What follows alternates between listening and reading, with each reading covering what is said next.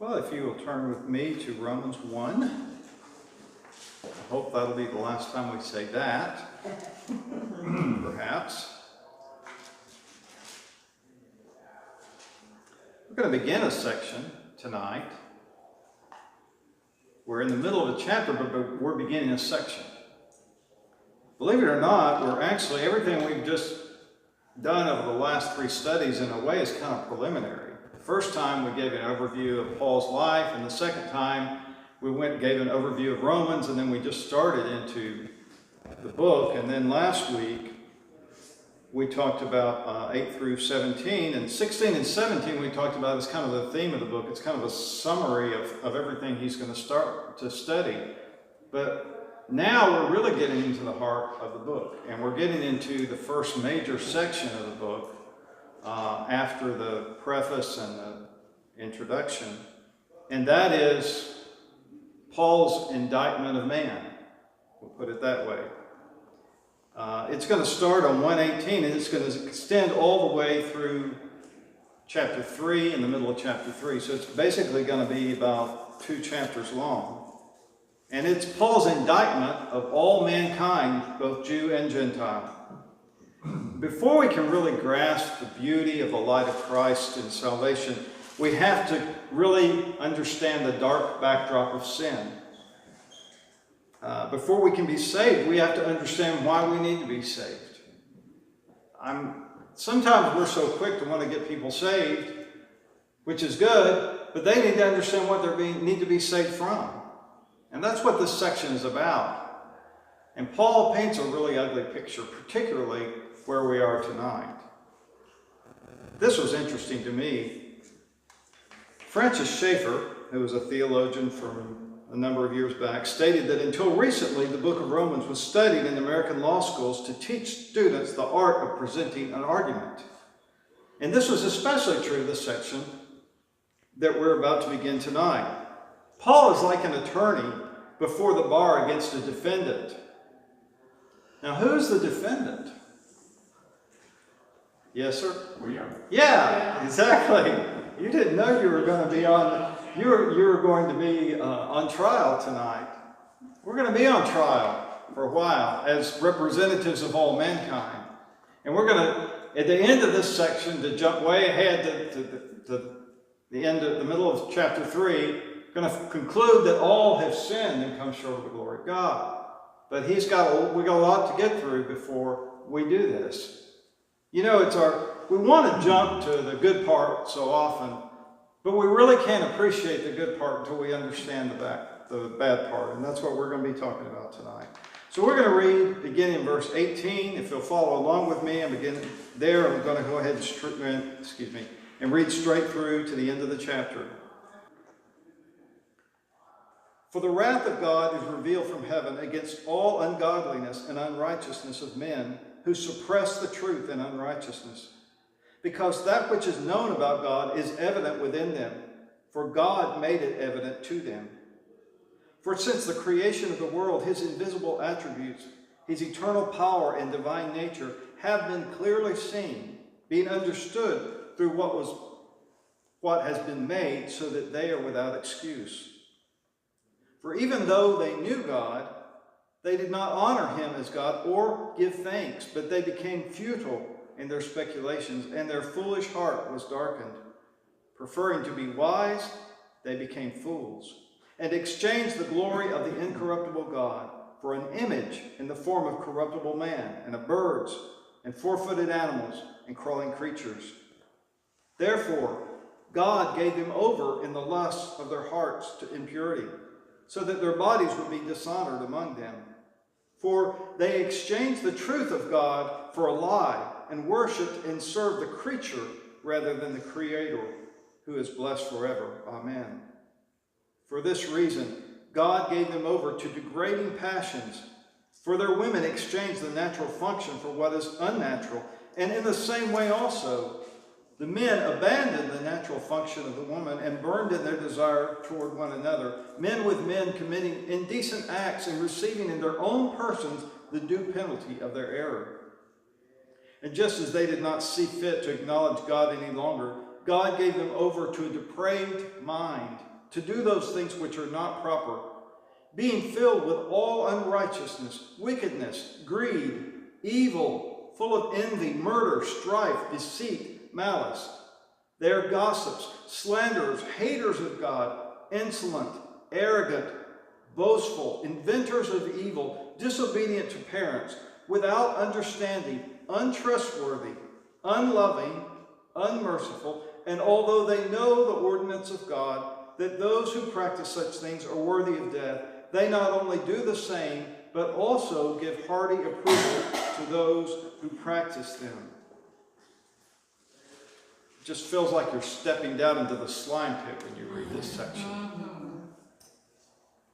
Now, first of all, I'd like to mention the connection between what we talked about last week and this week. If you'll notice that the section that I just read begins with what word? For. All right. For is a connecting word. So it connects with what we just talked about. So Paul is launching into something new, but he's saying that there's a connection and it's based on what we've been talking about. We've been talking about the gospel. And in verse 17, he says that the righteousness of God is revealed from faith to faith. God's righteousness is revealed. Then in verse 18, he says, the wrath of God is revealed from heaven. So we're progressing, or digressing, if you will, from one kind of revelation to another kind of revelation. There's a gospel revelation, and then there's the revelation of the wrath of God. Now, I got a few slides tonight. I'll talk about what is the wrath of God. I'm giving you something. This is what John Stott said. The wrath of God is almost totally different from human anger. It does not mean that God loses his temper, flies into a rage, or is ever malicious, spiteful, or vindictive. The alternate to wrath is not love, but neutrality in the moral conflict. And God is not neutral. On the contrary, his wrath is his holy hostility to evil, his refusal to condone it or come to terms with it, his just judgment upon it. Holy hostility to evil. If you pull out one little section of that long definition, that to me really says it. It's God's holy hostility to evil. In other words, God is not careless about sin. He doesn't pat people on the back and say, well, it's okay, you couldn't do any better than that. He has holy hostility to evil and to sin. He refuses to condone it. He refuses to come to terms with it. He has just judgment of it. Notice that the text does not say that it will one day be revealed, but it is revealed. Now, we do know from elsewhere in Scripture that there will be a final day of God's wrath. But this is indicating an ongoing revelation of God's wrath. Look at the text. For the wrath of God is revealed from heaven. So, what is God's wrath revealed against? What does it tell us in the text? All ungodliness and unrighteousness. Yeah. It's revealed against all ungodliness and unrighteousness. Now, this is interesting to me. The Greek word that's translated ungodliness has to do with hostility against God. And the Greek word translated unrighteousness has to do with injustice or unrighteousness of heart and life against men. So God has hostility to those who are hostile to him and those who are hostile to his creation, that is, mankind. And why is he hostile to them? What does it say in the text? Look at the end of verse 18. They suppress the truth in unrighteousness. Think about that. You can't suppress something that you don't already have, can you? This is another thing that John Stott said. He says it's not just that they do wrong, though they know better. It is that they have made a decision to live for themselves rather than for God and others, and therefore deliberately stifle any truth which challenges their self-centeredness. This is what man does. They stifle any truth which challenges their self-centeredness. Now, I didn't pull this from today's headlines, but I might as well have. Absolutely, yes. Now this naturally brings up what I just mentioned.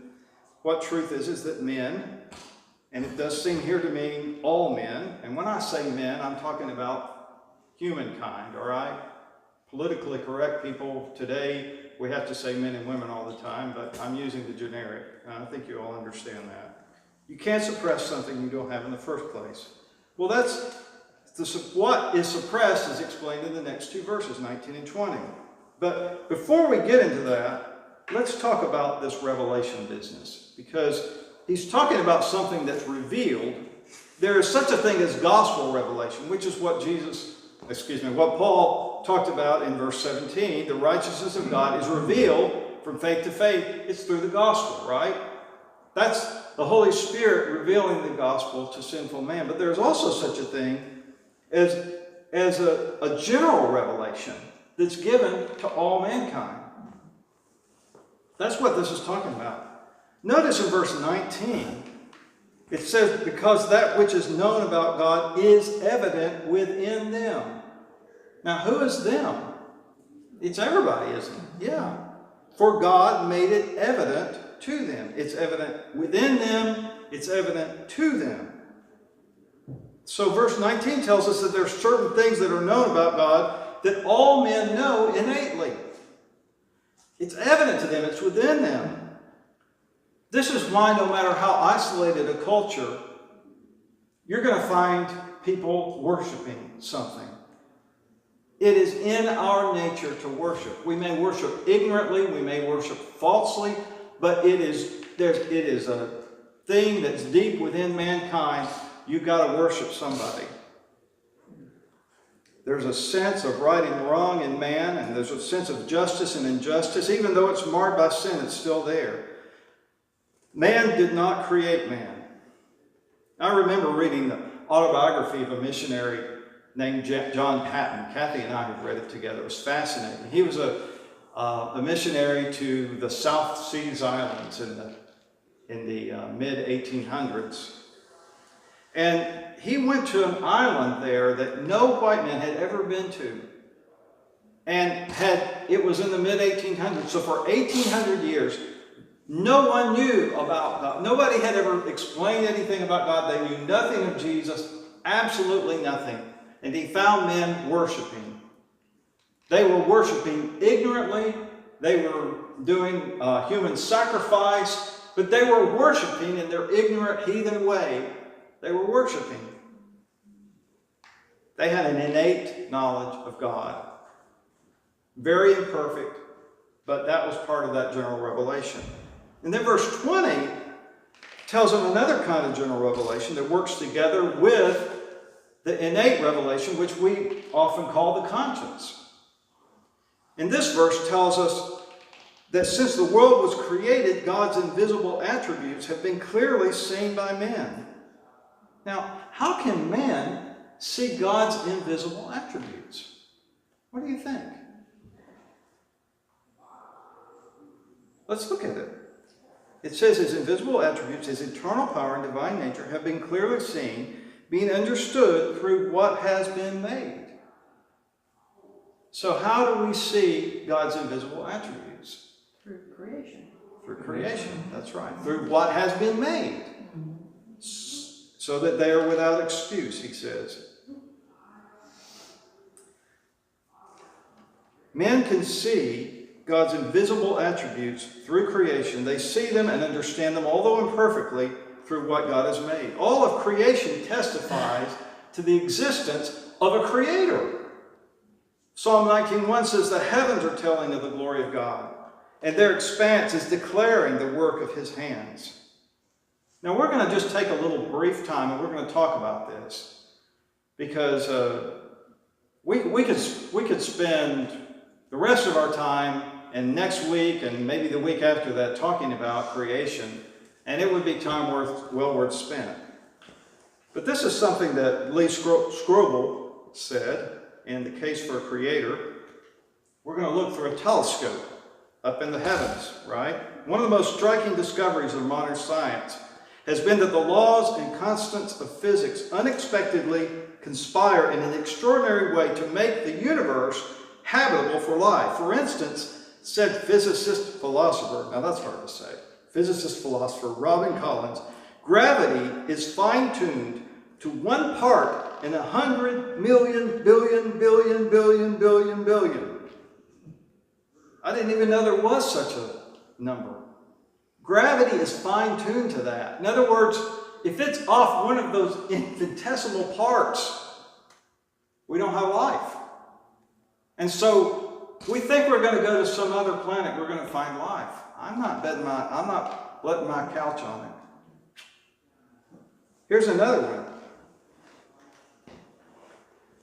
The cosmological constant, which represents the energy density of space, which still doesn't explain to me what it means, but whatever it is as precise as throwing a dart from space and hitting a bullseye just a trillionth of an inch in diameter on Earth.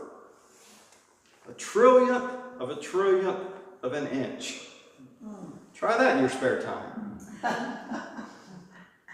One expert said there are more than 30 physical or cosmological parameters that require precise calibration in order to produce a universe that can sustain life. In other words, not only is there one bullseye where you have to hit a trillionth of an inch, there are 30 bullseyes where you have to do that. Now, you think it's an accident? I don't have that much faith. Do you? All right, we looked in a telescope. Let's look in a microscope.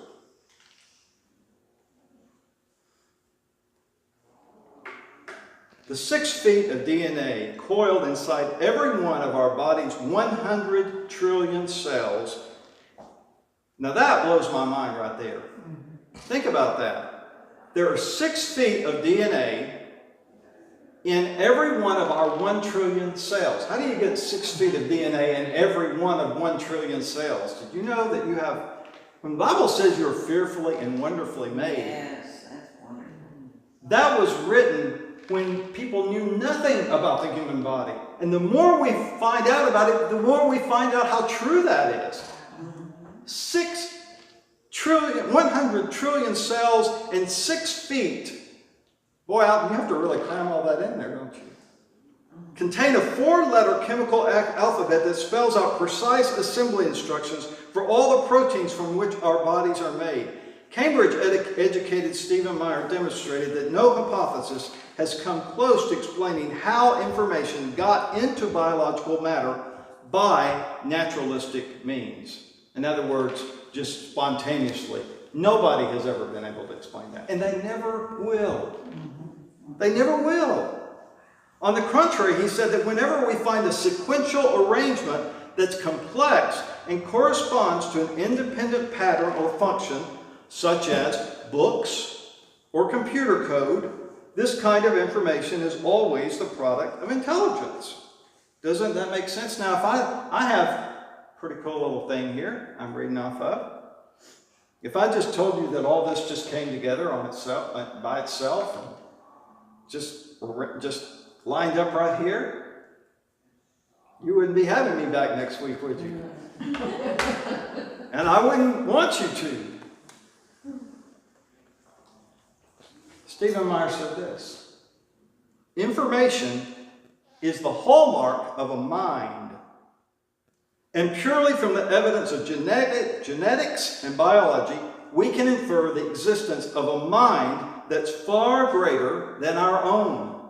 A conscious, purposeful, rational, intelligent designer who's amazingly creative. I love that quote. That's not coming from the Bible. That's coming from a microscope, a telescope. When we look in the heavens, they declare the glory of God. When we look in a microscope, it declares the glory of God. And the more advanced we get in our understanding, the more we understand what an amazing creator we have. So, here's the $64 million question. Why isn't this world full of people who believe in God and trust in Him? They ought to be. Yes. But you know, we've already seen the answer to that in this verse, because he says that men suppress the truth in unrighteousness because they will not have this God rule over them. Yet, because of this general revelation that is, you don't have to know what I just told. You don't have to know about the microscope and the telescope. You can gaze into the heavens. The most ignorant man on earth who lives isolated from everything else can look into the heavens and with his rational mind can see he didn't make himself. Nobody could have made this. And so Paul's summation of this section is they are without excuse. This tells me that there's sufficient revelation available both within men, that's the conscience, and in the creation around men to acknowledge God. I don't believe that there has ever been, nor will there ever be, a man or a woman who sincerely sought after God that did not find him. I don't think there could be. No man has ever sought for God all their life, and at the end of their life they didn't find him and they go to hell. That person does not exist. It doesn't mean they know all about God. Certainly anyone before Christ would have had no opportunity to know the full light of the knowledge of the gospel. But no one will never go to hell because they never had an opportunity. That does not comport with the God of the Bible to me. No one will ever stand before God at the day of judgment and be able to say, I never had a chance. All will be found guilty because we are all without excuse. But the evidence is that the overwhelming majority of men down through the ages have rejected God. They have suppressed the truth that resides even down in their very souls. And then verse 21 through 23 describes how this happens. From here to the end of the chapter, we're going to just see a downward spiral. Once men reject God, there is nowhere to go but down. Verse 21 tells us that though they knew God, they didn't honor him as God or give thanks to him, but instead they became futile in their speculations. The NIV says their thinking became futile. And their foolish heart was darkened. And futile here means to make empty or vain or foolish. Verse 22 goes on to say that though professing to be wise, they became fools. So if a man says he's a professor, he professes to be wise, if he doesn't believe in God, he is a fool, or she is a fool. I like the way And the Bible verse for that is, oh shoot, it just flew out of my head. Yeah. Never mind. That's fine. If you're like me, it'll come back The fool around. has said there is no God. A fool, is Yeah. my heart. Yeah. Yes. A fool hath said in his heart, there is no God. Yeah, that's right. I like the way the Amplified Versions reads on verse 22. Professing to be smart, they made simpletons of themselves. So it was then, so it is now. Men today have become more adept than the ancients at making fools of themselves. Anyone that says that man made himself, that man came from nothing, is a fool. Darwinian evolution is foolish. Amen. Yes, amen. And I don't care how many PhDs say that it's the truth. It's foolish. And anyone that says that man made man, man created man, that man came from nothing is a fool. And the world is full of fools today. I love them, but they're fools. Okay? Stephen Hawking too. Yeah, well, that's true. But verse 23 shows us the results of the rejection of God. Notice the word exchanged. We're going to see that word 3 different times. It's going to be used by Paul to describe each step downward in this, what we'll call the de-evolutionary process. Because we're devolving here. Because men hate God, they exchange his glory what they could have, the knowledge of creation, for images of men, birds, beasts, reptiles. So when man rejects God, the first thing he does is to try to find a replacement for God. This is where most of the world's religions come from.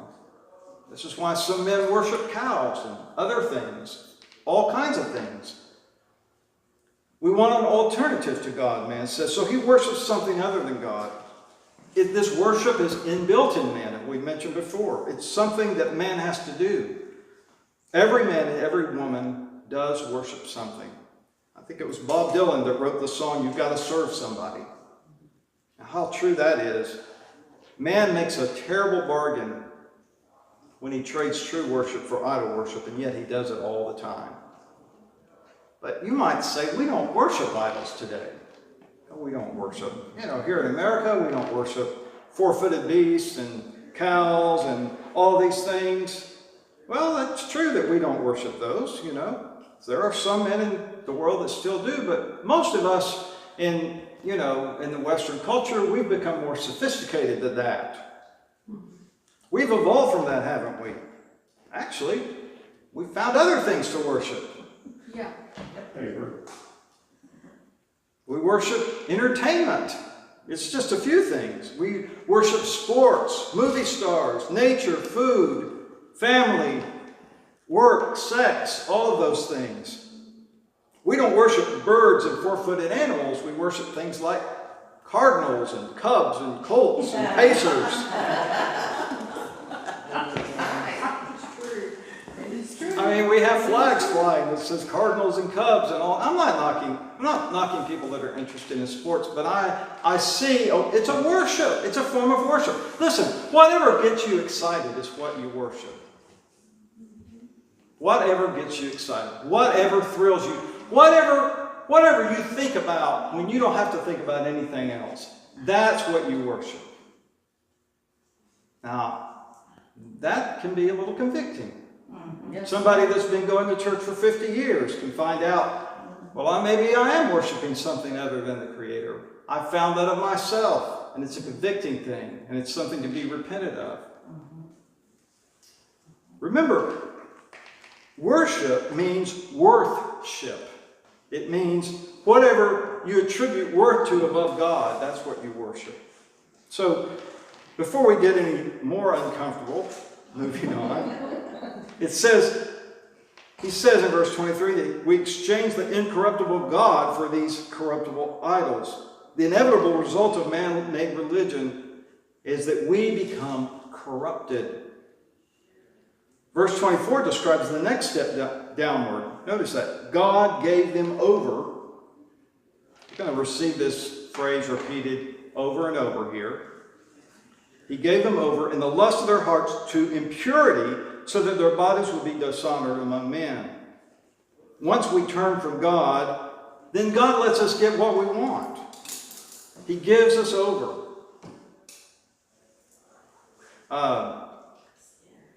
The original means to give into the hands of another. It's not God's perfect will, obviously, but it's something He allows. If we want to wallow in the pig pen, He's going to let us wallow in the pig pen. Then verse 25 has another exchange to explain why God gives us over to the lust of our own heart. We exchange the truth of God for a lie. Now that's powerful. We exchange the truth of God for a lie, and we worship and serve the creature instead of the Creator. This gets to the bottom of this idolatry. See, all idolatry is ultimately man worshiping man. It's us worshiping ourselves. We become our own gods. So, notice that we have back up in verse 21, it says that their foolish hearts were darkened. And then here, it says we exchange the truth for a lie, more darkness. Things are getting darker and darker as we move farther and farther away from God. C.H. Dodd, backwards. That way. C.H. Dodd says, God's judgment on the people's idolatry was to give them over in the sinful desires of their hearts to sexual impurity. That's what he's talking about here. The history of the world confirms that idolatry tends to immorality. A false image of God leads to a false understanding of sex. Illicit sex degrades people's humanness. Sex in marriage, as God intended, ennobles it. So in other words, there's a connection between idolatry and sexual immorality. And they go hand in hand. If you read about idolatry in the Old Testament and on into the New Testament, if you read about it in Greece, you read about it in Rome, all the way up to the present day, they go hand in hand. Even today, the Hindus have priestess who perform sexual acts. And that type of thing has been going on. And they're little girls, by the way. It's been going on for millennia. There's a connection. Listen to how verses 24 and 25 sound in the Message. So God said, in effect, if that's what you want, that's what you get. It wasn't long before they were living in a pig pen, smeared with filth, filthy inside and out. And all this because they traded the true God for a fake God and worshiped the God they made instead of the God who made them. The God we bless, the God who blesses us. Oh, yes. But the pig pen that he's talking about is sexual impurity. You know, every one of these steps that we're talking about have been in my lifetime and in most of yours. About 50 years ago, the late 60s and early 70s, young people began to throw off all restraints. They were encouraged by professors at college, by the media, by many. The God is Dead, which was on Time magazine in the 60s, was followed by if it feels good, do it. There's a connection between the two. Since then, sexual promiscuity has become baked into our society. It's not even controversial anymore. What was once considered shacking up is now, it's not a big deal. In our society, you can live with someone of the opposite sex without marriage. You can have babies with them and be considered an honorable member of society. You can even be an upstanding member of many churches. And nobody's going to say anything about it. It used to be called fornication, but we've got better words for it now. We've cleaned up our words, but the act is still the same. Instead of husband and wife, now we have companions. Divorce rates doubled between 1965 and 1980, and then they leveled off and eventually went down some. You know why? Yeah, they're not getting married. Because people aren't getting married anymore. People get married because the woman likes the I almost said the funeral. The wedding. Yeah, I mean, they focus on the wedding, which can be a funeral. Yeah. And they don't focus on the marriage. What is marriage? We were losing the art of marriage. And we're getting into an entirely different subject, but it's all connected. Yeah. What was wrong now is right. What was down is now up, or so they say. But then notice, we haven't stopped there, and it never stops. It keeps on going down, lower and lower. Look in verse 26 and 27. God gives them over again. This time, it's to homosexual lifestyles. There's a progression here. And we see this progression working out in our own society. It's amazing. This was written 2,000 years ago. And it's like Paul was reading the papers. And he's just going through. Yeah. Notice again that word exchanged in verse 26. God gave them over to degrading passions, for their women exchanged the natural function for that which is unnatural. Men had their own exchange, abandoning the natural function of a man and burning with desire for one another. I'll tell you what, Paul was just one politically incorrect guy. Somebody just sat down and read Romans 1 and just planned out the last 50 years.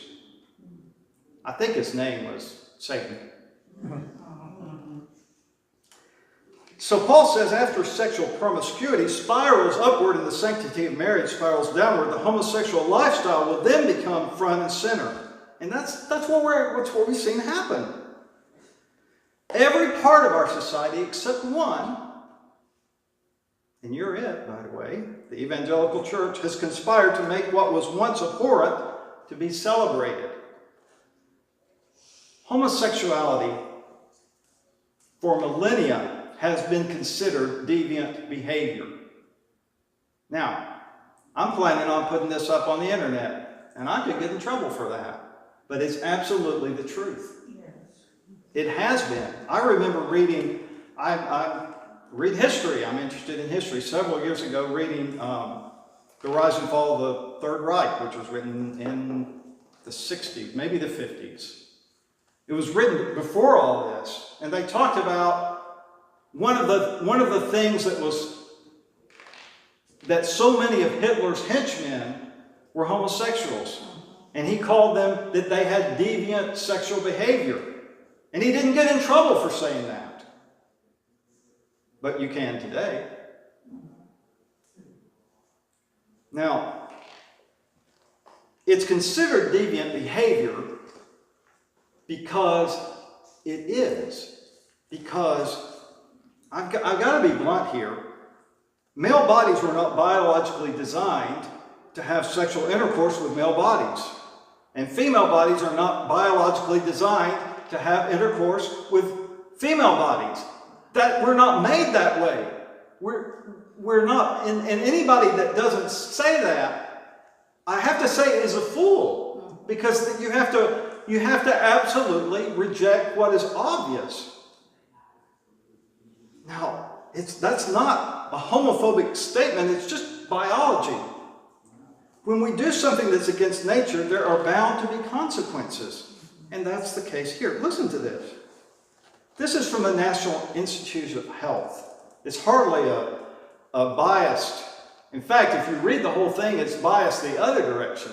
But there's some things that even they couldn't deny.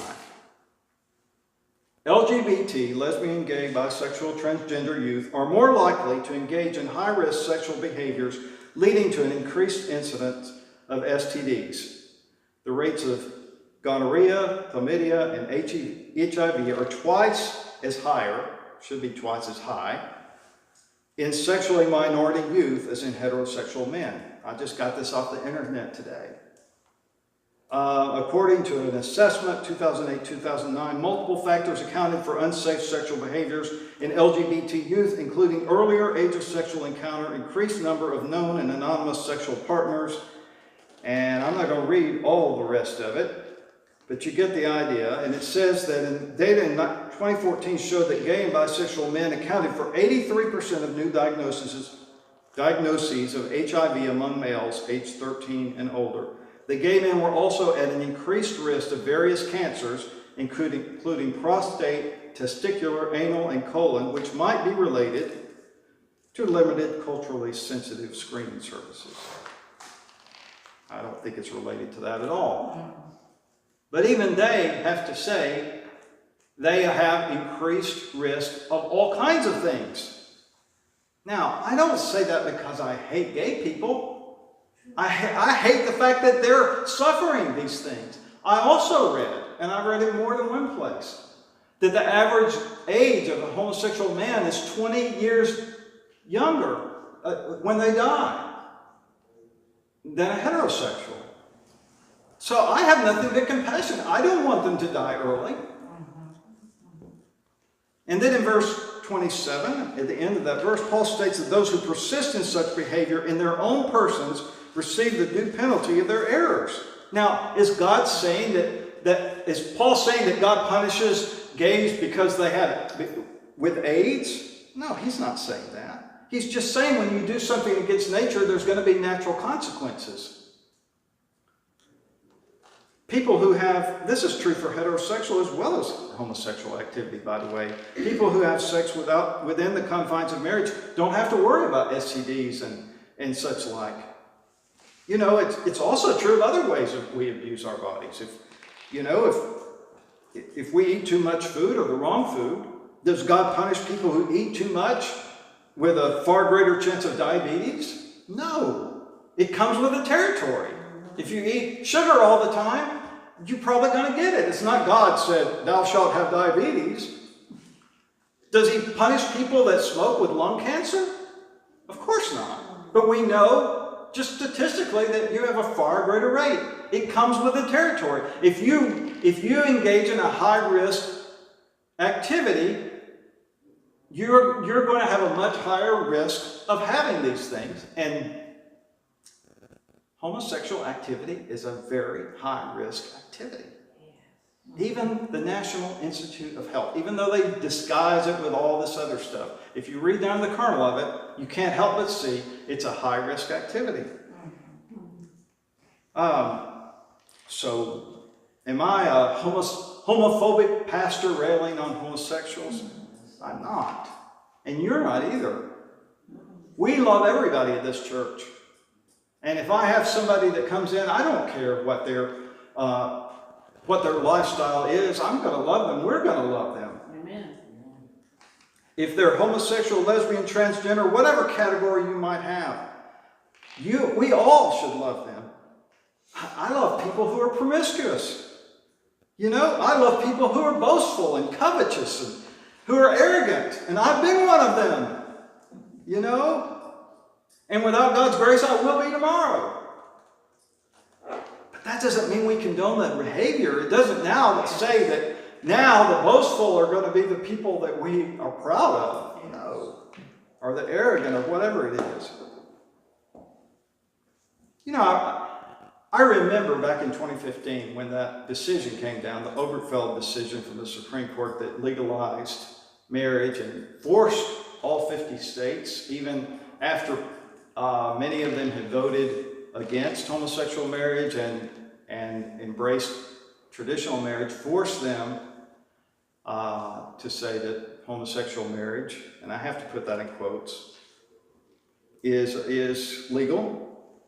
But I noticed that within a week, they were moving on to something else. There were article after article after article about transgender. It's like, we've made this, now let's go on to that. We're going on to the next thing. This was in the news just in the last month. I don't really keep up with movie stars too much, but I heard about this. There's this lady named Charlize Theron, if I'm even pronouncing her name right. I think she's South African, and it's been confirmed that her adopted child, who I think is 7 now, when he was 3 years old, that he said that he was a boy. Or I'm sorry, when she was 3, let me say this right. She said,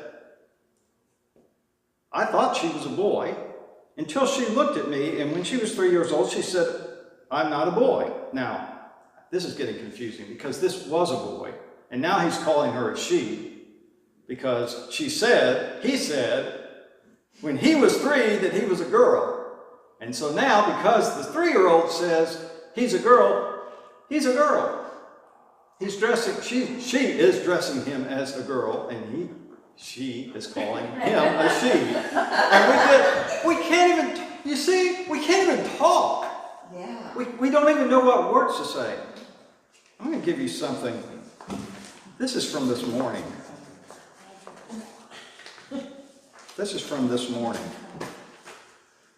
This happened just last week. On Wednesday, the Supreme Court of British Columbia, Canada, ordered that a 14-year-old girl receive testosterone injections without parental consent. The court also declared that if either of her parents referred to her using female pronouns or addressed her by her birth name, they would be considered guilty of family violence. Oh my God. Yeah. Oh, help us. If this happened just a few hundred miles north of us in Canada, if her parents say that a girl is a girl, that's family violence. The father says this. He's the one fighting it. Now, they use the name Maxine for this child, which is not her real name. I can't even keep up with which one it is. They're using Maxine like the guinea pig, like she's a guinea pig in an experiment. in the British Columbia Children's Hospital. Is British Columbia Children's Hospital going to be there in 5 years when she rejects her male identity? No, they're not. They don't care. They want numbers. That's what he says. Now think about the children. Think about,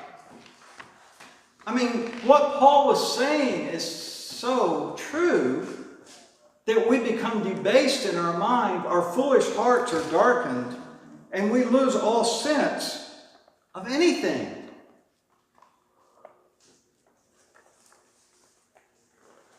Well, we're not going to even make it if we don't move on, but there's so much we could talk about there. We're heading this way at breakneck speed. There's something else I want to... There was an article in USA Today, I think I pulled up yesterday, and it's by a Baptist pastor. And this Baptist pastor is saying that we in the church really need to get with our program. The name of it is this opinion piece in the USA Today. It's the most read newspaper in the country, I believe. It says, American churches must reject liberalism and admit we got it wrong on gay people. And this pastor says the church is killing itself. It says a great revelation that occurred that is bringing joy and happiness to millions, but is being met with resistance and retrenchment from many of my colleagues inside the church. The revelation is that LGBTQ people are just like the rest of us. Only LGBTQ. They are not perverts, or they are not abnormal. He says, and this is something that's mouthed a lot, people don't choose their sexual orientation any more than they choose their race or gender. And remember, this is a Baptist pastor. He goes on later on. He says, churches will continue hemorrhaging members and money at an alarming rate until we muster the courage to face the truth. We got it wrong on gays and lesbians. And then he goes on and he talks about, he blames the Civil War on Christians, by the way. Yeah, it's because of Christians in the South, because we believed in, supposedly, because we based slavery on the Bible. Some did, and it was wrong, but that was hardly the reason for the Civil War. He says, it's difficult to watch good people, and the churches are full of them, buy into the sincere but misguided notion that being a faithful Christian means accepting everything the Bible teaches. Pick and choose, is that what he says? So what happens next? Because they did not see fit to acknowledge God any longer, God gave them over to a depraved mind. Then the floodgates open, and that's what we get at the end of this chapter. Verse 28 is when God gave them over to a depraved mind. He goes and he lists all these different debased practices. They're not only unrighteous, wicked, and greedy, but they're filled with these things.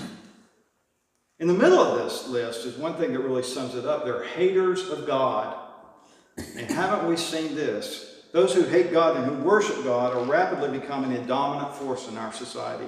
And I would put people like this Baptist minister in that category. If you don't believe the Bible.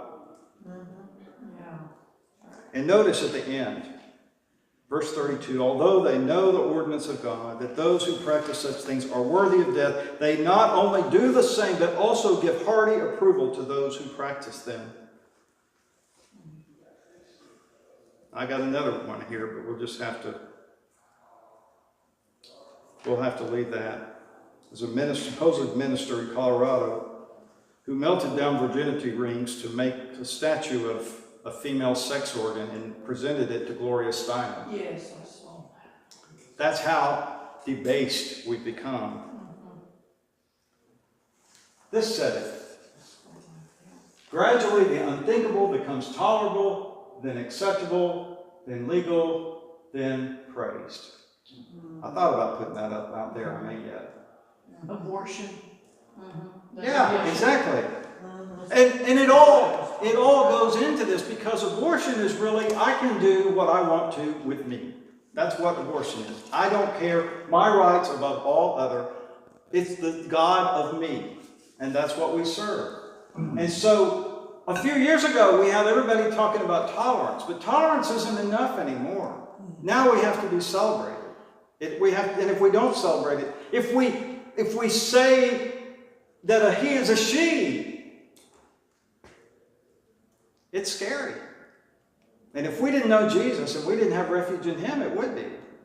But my trust is in the Lord. Amen. I don't say these things to be down or afraid, or it's scary if you don't know God. You can't, but we have to face the facts that we are in a shrinking minority in this country. And we are being called bigots and racists and all kinds of things. And we've just got to the beginning of it. We have to just face the facts that we're going to have to be strong in the power of the Lord for this. I want to read just in closing. This is what the Message says in this last section. Since they didn't bother to acknowledge God, God quit bothering them and let them run loose. And then all hell broke loose. Rampant evil, grabbing and grasping, vicious backstabbing. They made life hell on earth with their envy, wanton killing, bickering, and cheating. Look at them, mean-spirited, venomous, fork-tongued God-bashers, bullies, swaggerers, insufferable windbags. He doesn't pull any punches. They keep inventing new ways of wrecking lives. They ditch their parents when they get in the way. And may I say that today we ditch the children when they get in the way. Stupid, slimy, cruel, cold-blooded. It's not as if they don't know better. They know perfectly well they're spitting in God's face, and they don't care. Worse, they hand out prizes to those who do the worst things best. And that woman that made that sculpture you could put the picture up there. They celebrate the worst. So, we've gotten down in the bottom of the swine pit tonight. Enjoy your evening. Now, before we go, read the 2nd chapter, because Paul is going to make a twist that nobody would have expected. He's going to come after us next week.